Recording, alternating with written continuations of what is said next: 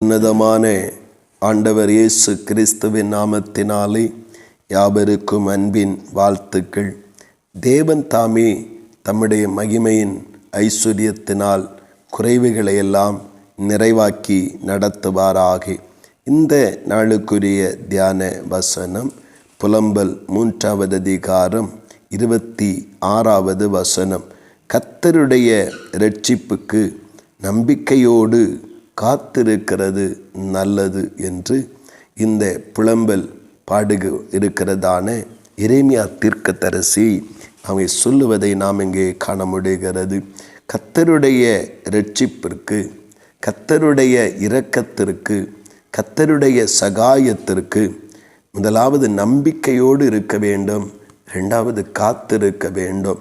கர்த்தருடைய செயல்கள் அதிசயமானவைகளும் அது ஆச்சரியமானவைகளுமாக இருக்கிறது.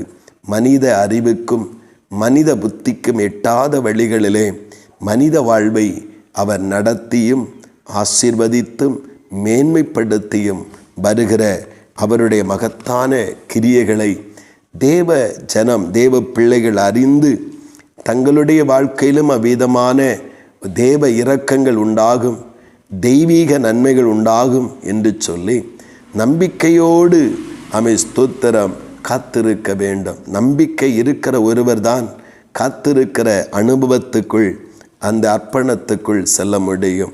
அவங்க சொல்லி இரட்சிப்புக்கு, அவருடைய இரக்கத்திற்கு, அவருடைய சகாயத்திற்கு, அவர் செய்ய போகிற நன்மையானவைகளுக்கு நம்பிக்கையோடு கர்த்தருடைய வல்லமையையும் கர்த்தருடைய அற்புதங்களையும் கர்த்தருடைய வார்த்தை நிறைவேறும் என்கிற முழு நம்பிக்கையோடு காத்திருந்து தேவ சமூகத்திலே ஜெபிக்கும் பொழுது, காத்திருந்து தேவ சமூகத்திலே துதித்து ஆராதிக்கும் பொழுது கர்த்தர் தம்முடைய மகத்தான விடுதலையையும் ஆச்சரியமான அதிசயமான ஆசீர்வாதங்களையும் தேவன் ஒவ்வொருவருடைய வாழ்விலும் தந்து நடத்த அவர் உண்மையுள்ளவராய் இருக்கிறார்.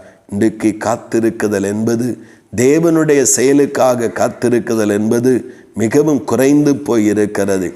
எந்த காரியமானாலும் உடனே தீர்வு கண்டுவிட வேண்டும், உடனே மாற்றம் உண்டாக வேண்டும் என்று தேவனை விட்டுவிட்டு மாற்று வழிகளையும் மக்கள் யோசிக்க ஆரம்பிக்கிறார்கள்.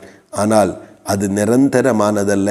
பண இழப்பையும் நேர இழப்பையும் சமாதான இழப்பையும் அப்படிப்பட்டவைகள் கொண்டு வரும். ஆனால் கர்த்தருக்கு பொறுமையோடு அவருடைய இரட்சிப்புக்காக காத்திருக்கிற, நம்பிக்கையோடு காத்திருக்கிற ஒவ்வொருவரும் தேவையான தேவ நன்மைகளை அனுபவிக்கும்படி கர்த்தர் தம்முடைய இரக்கத்தை வெளிப்படுத்துகிற தேவனாய் இருக்கிறார். இன்றைக்கு நாம் எப்படிப்பட்டவர்களாய் இருக்கிறோம்?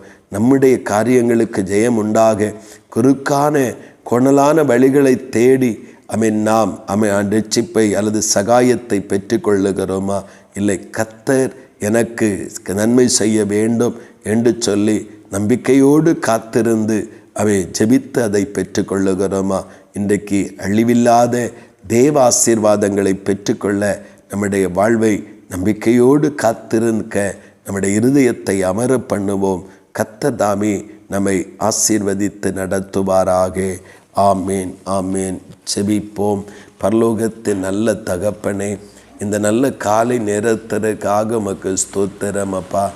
தேவனே, எங்கள் ஆண்டவரே வாழ்வின் ஒவ்வொரு பகுதிகளிலும் கர்த்தரே மகத்தான கிரியைகள் வெளிப்பட ஆண்டவரே நாங்கள் நம்பிக்கையோடு கர்த்தருடைய இரக்கத்திற்காக, கர்த்தருடைய சகாயத்திற்காக, கர்த்தருடைய இரட்சிப்பிற்காக காத்திருக்கிற அனுபவத்தை தாரும் ஆண்டவரே. நாங்கள் எங்கள் ஆண்டவரே தேவைகள் அல்லது எங்களுடைய காரியங்களை நாங்கள் ஆண்டவரே சீக்கிரமாய் துரிதமாய் பெற்றுக்கொள்ள தேவனை விட்டுவிட்டு மாற்று வழியை யோசித்து செயல்படுத்தும் பொழுது அது எங்களுக்கு இன்னும் வேதனையையும் இன்னும் கஷ்டத்தையும் வருத்தத்தையும் கொடுத்து விடுகிறதே.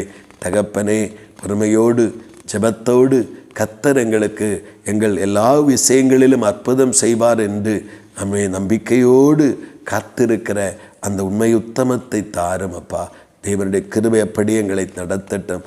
உம்மை நோக்கி நம்பிக்கையோடு காத்திருக்கிற ஒருவருக்கும் ஆண்டவரே கர்த்தருடைய அற்புதம் வெளிப்படாமல் போகாதபடி கர்த்தருடைய அதிசயங்களின்படி நடத்துங்கப்பா. அப்படி நீங்கள் செய்கிறபடியாய் ஸ்தோத்திரம், இறங்குகிறபடியாய் ஸ்தோத்திரம். இயேசு கிறிஸ்துவின் மூலம் செபிக்கிறோம் ஜீவனுள்ள நல்ல பிதாவே. ஆமேன், ஆமேன்.